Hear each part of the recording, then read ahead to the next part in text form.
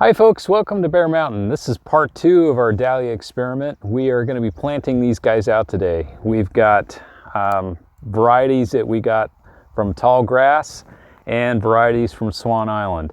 Some of them were planted a little earlier than others, but what we tried to do is we tried to get all these guys at least potted up and get them started.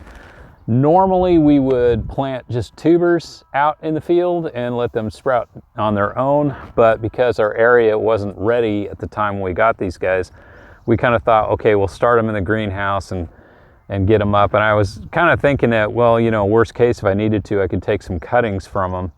And I'm not sure I'm going to do that at all, but we've got probably enough plants here to plant a good section of this 25-foot bed. The only thing we've done to this bed at this point is we left the refuse on it from the occultation tarping, and we went through with the broad fork to kind of bust up any rodent tunnels that were in there.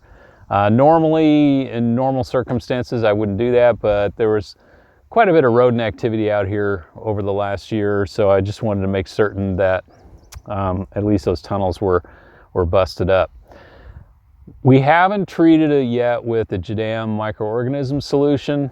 Normally, if I was on top of things, we probably would have done this area 4 times before we planted, but I really want to get these guys in the ground. It's kind of mid to late May now at this point, and so what we're going to do is we're going to pick up after transplant. Starting next week, we'll be putting in a fertilizing regime of kind of hitting these guys every 10 days or so with a microorganism and grass liquid fertilizer type regime. That's not high nitrogen, but it should be giving it lots of good minerals. And that kind of thing will kind of form the basis of our fertility program that we're going to do with these guys. We've got the drip lines laid out, so we definitely have water down here. There's no problems with that. And I think everything is good to go. So how we're going to lay these out is we're going to put these guys out in probably a bit wider spacing than you would do, say, if you were really trying to raise these for, intensely for cuts. So we're going to plant these guys about 18 inches apart in row, and then we're going to have 3 rows across this 4-foot bed. So the idea would be the center row would be staggered in a sense that would be kind of half off from the other 2 outside rows. So the idea would be, if you started to think about it, is it's kind of like the middle row will start in the middle length between the 2 outside rows. It'll be pretty obvious once we do it. And like I said, I got 25 feet here. I'm probably not going to use it all, but I should have more than enough space. So the other thing we're doing before we stick these guys in the ground is we're going to give them a pre-soak in a compost soil solution.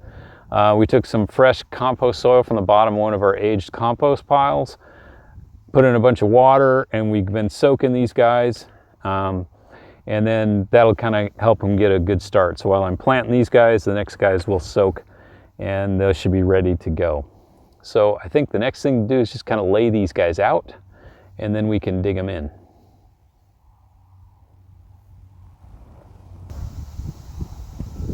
Okay, we've got them all laid out here. It didn't quite fill the bed. We got maybe about 3/4 of the way down. I got about an extra, looks like 4 or 5 feet left.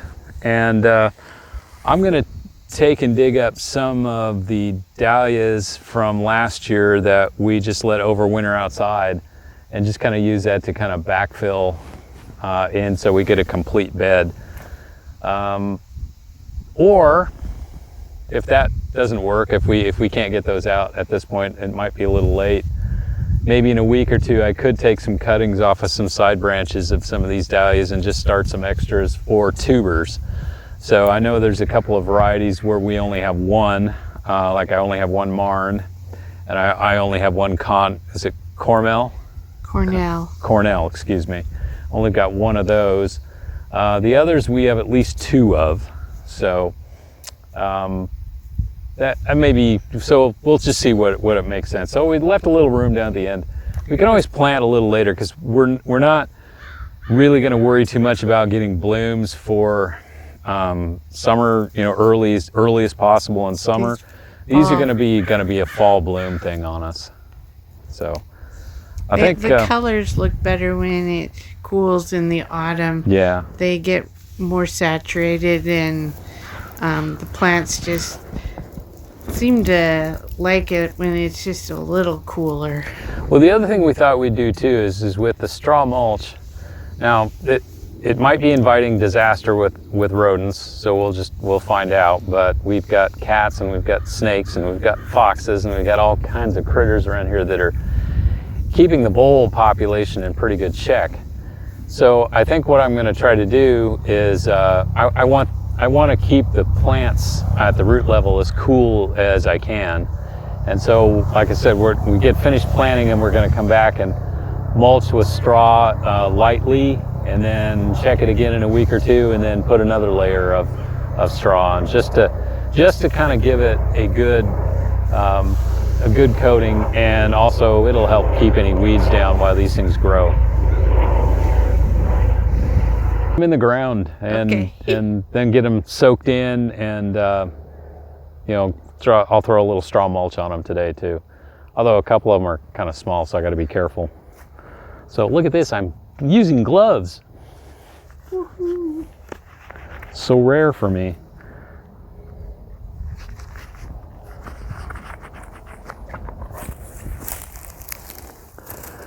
So here I am going mano a mano.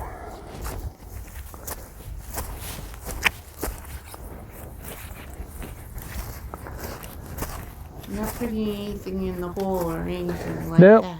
No, I'm not. We're just going to use the potting mix that's around the plant itself, and because that had like worm castings in it and stuff like that. There we go. Slide out.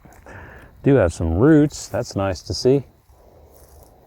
So I'm going to just kind of plant these guys up where the soil kind of get it up a little higher than the actual potted itself. So I'm kind of planting them a little deeper. Do have some little baby weeds trying to get started in here. And this way we got a stake by them so we know what they are. That never stays. No, it doesn't. We'll have to probably actually get some real stakes or something. Either that, or I just will create a little map on my phone. Yeah, that's a good idea. Or you know what I could do is I got some scrap PVC pipe.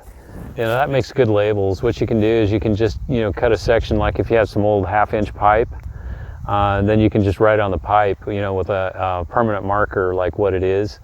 And if you cut an angle at the end of the pipe, it can go in the ground just like a stake, and it'll be good for multiple years. So that's probably a good idea to do something like that. That way, you know, it's big, it's noticeable, some bird or animal isn't going to cart it off. Because just when you think you know what's this, it's always like, well, that one's different. What is that? Well, it's kind of interesting is we got an inch of rain yesterday. We really haven't had any serious rain since probably late March. Yeah. And I think yesterday was about as serious as we got. So the soil is in good shape. It hailed a little bit. A little bit. The soil moisture is really good.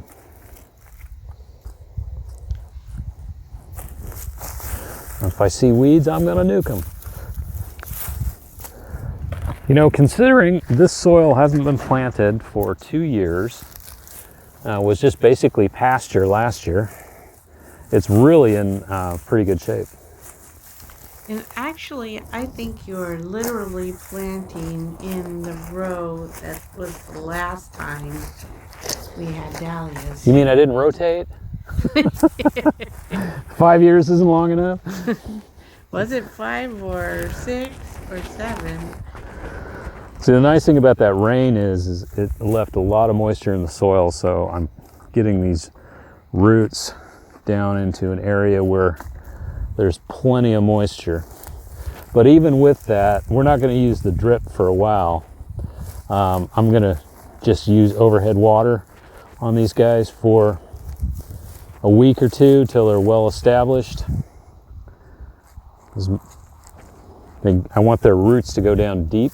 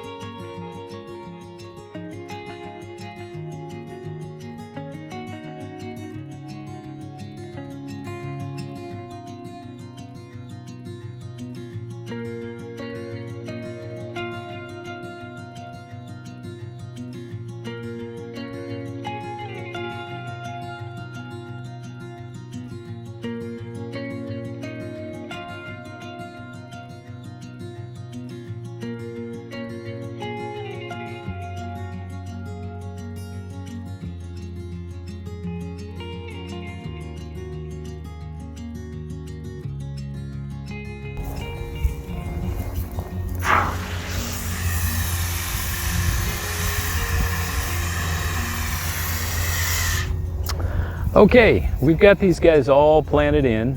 We're going to water them in very thoroughly. And you may notice that there's a couple of, they all kind of have a different rate of growth. Some of them are really small, and some of these guys are, way ahead, like the ones in the back are fairly tall. And the reasoning behind this is we actually got these things at different times. So the smallest guys here from Swan Island, we got basically near the latter part of April. And the other from Tallgrass, we got those in the latter last week of March, actually. And so those guys we potted up once we got them in March. They were potted up on March 28th. And these guys here were potted up nearly almost like April 28th, somewhere around in their 25th-ish. And so that's why what we're looking at here is they're significantly smaller. Simply because they're a month behind. So it's not that big of a deal, they'll all catch up. But it's going to slow us down a little bit on the mulch until some of these guys get a little taller. So I'll definitely put the mulch on that back end there where the guys are tall enough, it's not going to matter. I may wait a week or so for these guys to get acclimated and maybe gain a little bit of height, maybe another couple inches, and then we'll put the straw mulch in here. What I'm really trying to accomplish with the straw mulch is keeping moisture even. One of the biggest things we noticed when we were raising dahlias before, particularly when we were doing tillage, is keeping even moisture in the soil in July and August in our area was difficult. We get a lot of really drying winds from the northeast that usually start up in the afternoon around 2 or 3 o'clock and go till sunset. So particularly on nice, warm to hot summer days, we can get a lot of just air movement around in here that will just suck the moisture right out of the soil. And dahlias are, big leaf, big plants. They require a fair amount of moisture. So I want to keep the soil temperature even, and I want to keep the moisture level even, and that's kind of the goal of the mulch. A secondary benefit will be weed suppression. But I think that will help us tremendously. And then, like I said, we're going to, at least until bloom time, we'll be using the Jadam liquid fertilizer on it, which is very low nitrogen but has a good set of minerals in it, along with the microbe solution, the JMS, to help again just kind of drive microbiology into the soil as we can. And I think we'll see some good results. If it looks like maybe we get to bloom time, we may add in some foliar feeding of like water soluble calcium phosphate. That's always good to help with blooms. And so for that transition period, we'll maybe be adding that in. And I think that's going to be kind of the treatment we're going to do. We're not going to use any pesticides, any neem oil or anything like that. We're just going to see if we can raise these guys just, going for the fertility of the soil in the microbiology in the soil and, you know, see if an optimum plant can fight off the hordes. Fight off the hordes. So, Are you excited about having dahlias again? you know, I'm totally excited about dahlias, except for the part about digging them. But I don't have 4,000 for you today. That's true. We only have 30. And we'll probably dig up a couple more, like I said earlier, or take some cuttings or do something to fill the row out. So, but that's kind of where we're going to be at. We're going to be, you know, I think even by next year, you know, I don't think we're going to go back to planting rows and rows and rows of these things. I might add a few more colors to like do, you know, half a row or something. They are addictive. Yes, they are. Except for the digging part. That's true.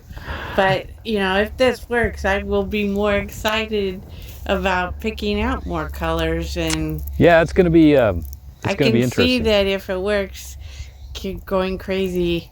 But we'll probably be limited on how much we can dig up. Well, yeah, you know, and you got to store them, and you know, you want to make certain that you store enough to cover your losses, but at the same time, you know, we're not going into the wholesale cut dahlia flower biz. This is kind of like fun times. This is exciting. Yeah. The potential to have beautiful fall dahlias. I can't wait. Yeah, it'll be a nice addition. So, Okay, well, I guess I just got to finish my chores, so we're going to wrap it up here. Yeah. And say thanks for watching us on these 2 videos and learning the true sad story of how we got out of dahlias and now we're back. We're now back. Yeah, bye. So as always, you know, stay safe out there, and we'll catch you in the next video. Bye-bye. Bye-bye. Dahlia.